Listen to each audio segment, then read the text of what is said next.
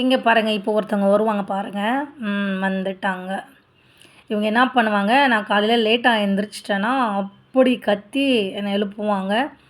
காலையில் எந்திரிச்சு நான் என்ன கொடுக்குறதுன்னு எனக்கு தெரியாது. வீட்டில் போய் பிஸ்கெட் இருக்கா, அது இருக்கா தேடுவேன். ஸோ இவங்களுக்காகவே கொஞ்சம் சீக்கிரம் எந்திரிச்சு சமைச்சிடுவேன்.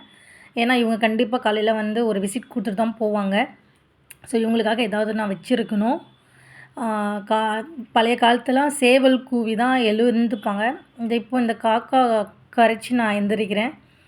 இவங்க வந்து எனக்கு பிடிச்ச ஒரு பேர்டு. எனக்கு இவங்க ஒரு நாள் வரலன்னா, ஏன் வரல ஏன் வரல யோசிச்சுட்டே இருப்பேன். ஸோ அந்த அளவுக்கு பாண்டிங் ஆயிடுச்சு.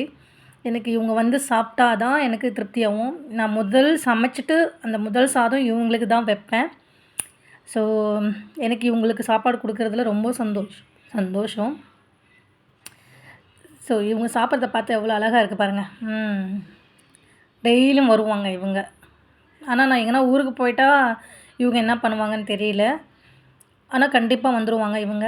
டெய்லியும் வருவாங்க. இவங்கலாம் வந்து எனக்கு டெய்லியும் வர ஃப்ரெண்ட்ஸ் இவங்க எனக்கு. இவங்க தான் ஃப்ரெண்ட்ஸ். காகம் ஃப்ரெண்ட்ஸ்.